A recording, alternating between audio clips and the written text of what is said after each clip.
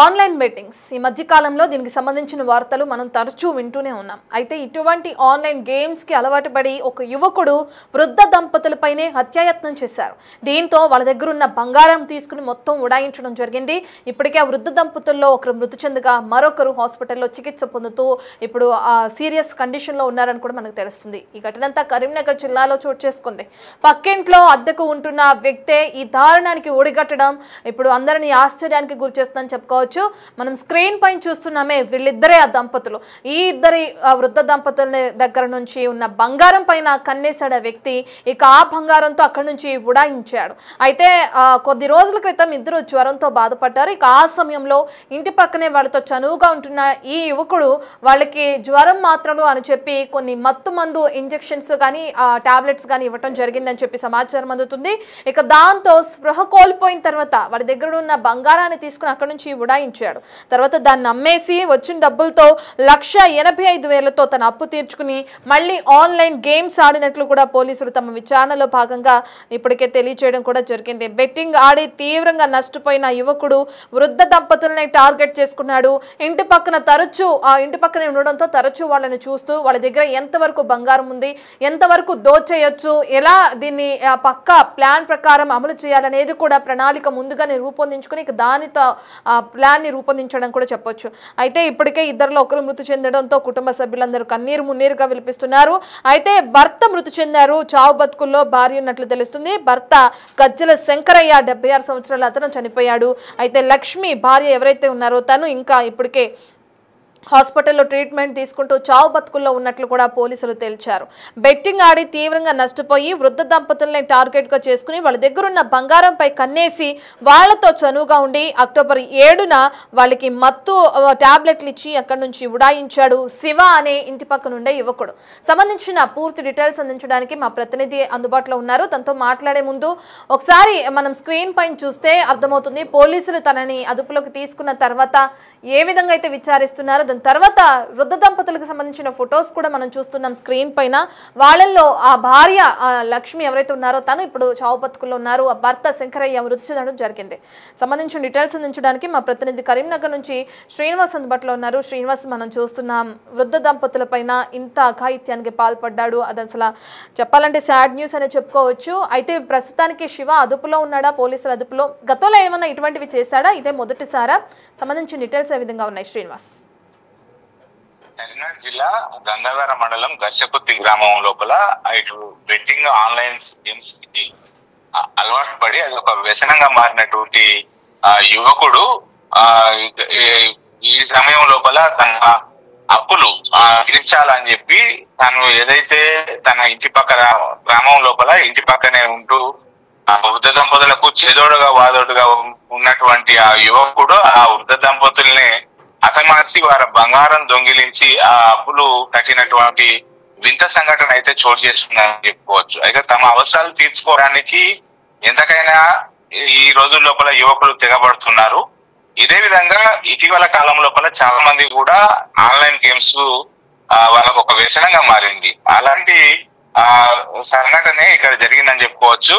అయితే ఇటు గుజ్జుల శంకరయ్య అనేటువంటి 76 ఏళ్ల శంకరయ్య, తర్వాత 70 ఏళ్ల లక్ష్మి ఇద్దరు కూడా వృద్ధ దంపతులు. వాళ్ళకు ఒంటరిగా ఉంటారు. ఒక ఇంటి లోపల ఒంటరిగా జీవించేటువంటి సమయం లోపల శివ అనేటువంటి యువకుడు వారికి కావాల్సినటువంటి వారి అంటే నిత్యం బాగోగులు చూసుకుంటూ వారికి ఏదైతే దవాఖానకు సంబంధించినటువంటి మందులు గోళీలు నిత్యం కరీంనగర్ నుంచి తీసుకువెళ్లి ఇచ్చేవాడు.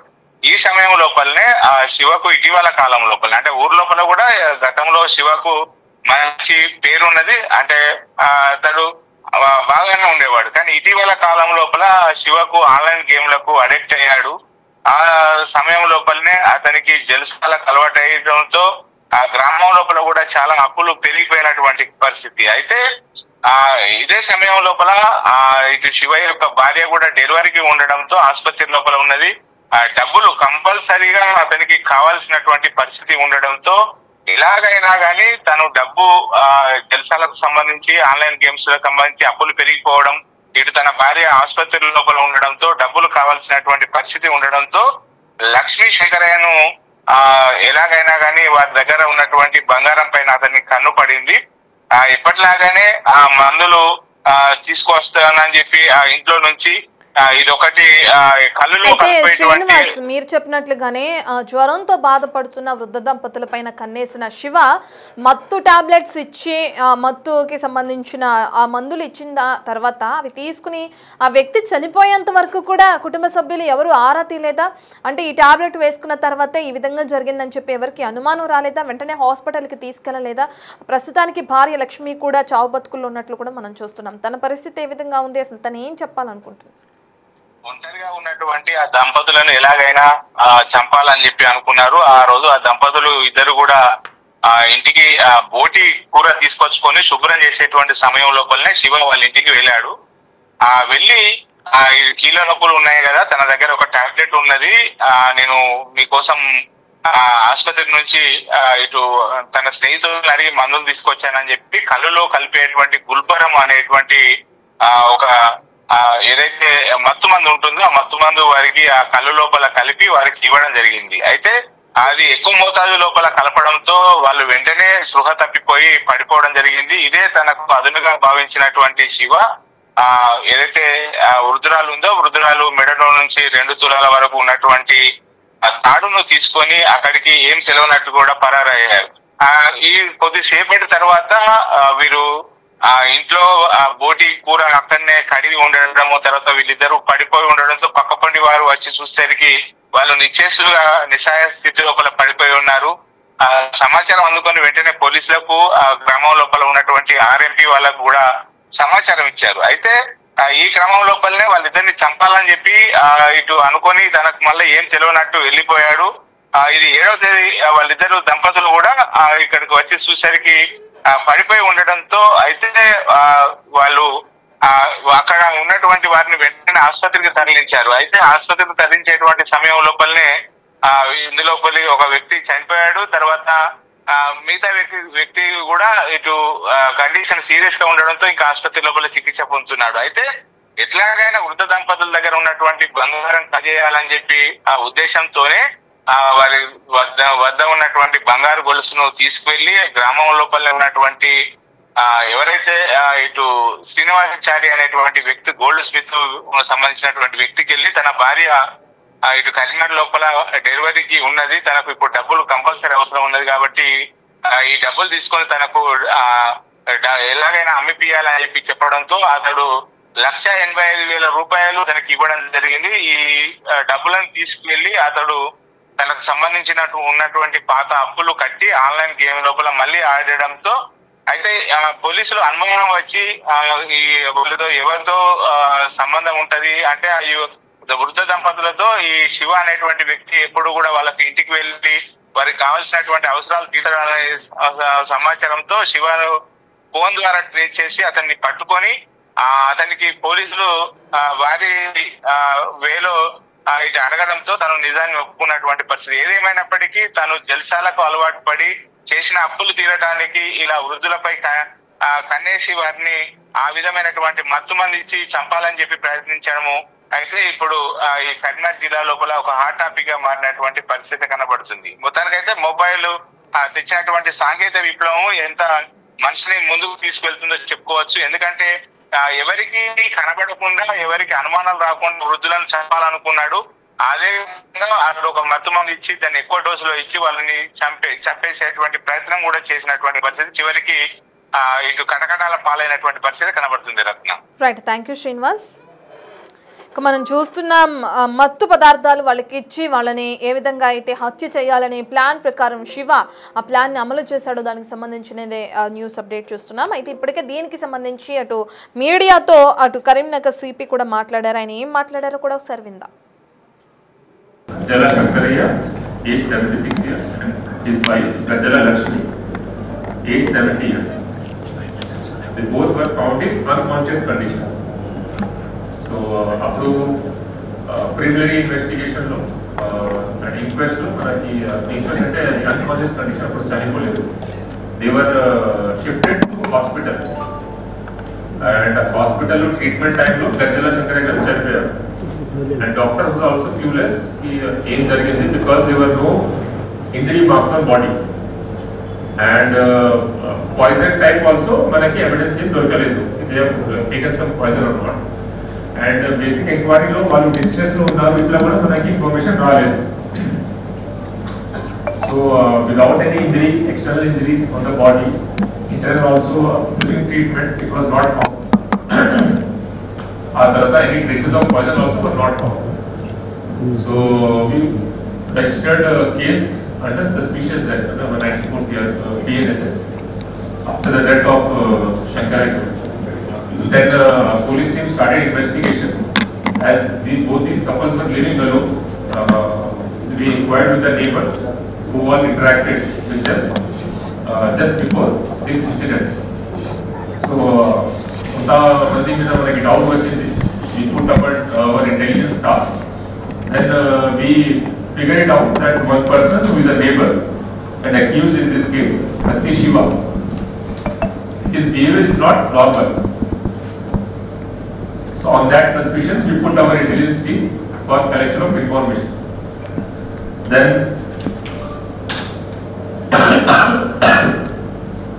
13th October today, this person was apprehended. And on interrogation, he confessed to this offense. The detail ga em jarigindi manalu interrogate chesaru. So what we got to know, this person who is a neighbor, he claimed also among the villagers that morning only iddaru nenu kalisaru. Appudu iddaru baane unnaru. Aa tarvata em ayindi teliyadu this thing.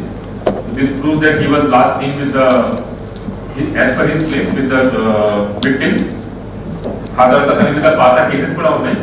ఒకటి 498 case, good by his first wife, ఒకటి gaming act case. దాని ఇంటర్వ్యూషన్ లో మనకి ఏం తెలిసిందంటే he is addicted to online betting and he is under huge debt, financial problem ఉంది అతనికి. And he has worked in a toddy shop in Mumbai, Maharashtra state. There they used to mix some tablet in the toddy, mostly alprazolam that we are confirming. So which makes it more addictive. And ataniki idi gurinchi knowledge undi. And he took some tablets from Mumbai and kept it in his house. He used to regularly meet this couple for some purpose, for bringing grocery or some medicine. Regularly kalise untaru.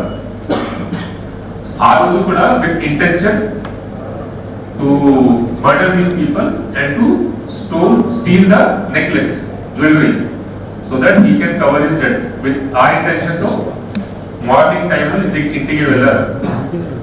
Then on pretext that he tablets తీసుకుంటే ఈ pain పోతది, మీకు relief వస్తది, almost 5-6 tablets ఇద్దరికి ఇచ్చారు. ఇచ్చిన తర్వాత they went unconscious and he left from the house. మళ్ళీ 1 hour తర్వాత మళ్ళీ వచ్చారు. వాళ్ళకి అన్కాన్షియస్ పొజిషన్ లో చూసి from the neck of that lady Lakshmi he stole the jewelry, మంగళసూత్రం. Then steal చేసిన తర్వాత he went to one goldsmith and 1,85,000 కి అమ్మేశారు అది. Then later these victims were found in unconscious condition by the villagers. A story after that they were admitted in hospital. And the second victim, Gajjala Lakshmi, she is still in serious condition. And we are waiting for her to become better so that we can record her statement also. But as of now, she is in serious condition and whether she will survive or not, it is still doubtful. So main reason చూస్తే mainly is accused addiction to online betting and gaming, previous history of gaming, and easy accessibility because atanu regular ga vachi untaru aa intlo, and to have financial gain from this offense, ee offense cheyadam jarigindi. Ee case lo total cash 25,000, intoxicating tablet, 11 blue card covers containing tablets have been seized. These tablets are being sent to FSL for forensic examination. Oka stolen gold chain manaki recovery adi weighing 20 grams and one mobile phone. Ee roju taniki on charges of murder and robbery remand chestunnam and attempt to murder also. ఈ కేసులో starting నుంచి మనకి doubt ఉంది కాబట్టి ACP Vijay Kumar గారు personal గా దీంట్లో interest తీసుకొని సూపర్వైజ్ చేశారు. అండ్ ప్రదీప్ కుమార్ ఇన్స్పెక్టర్ చౌపడండి and his team, Sri Vamshi Krishna, SI Gangadhar, Head Constable Chari, and Constable Jampanna and Arvind. These officers have worked very hard to crack this sensational case and to bring justice to the victim. Thank you very much.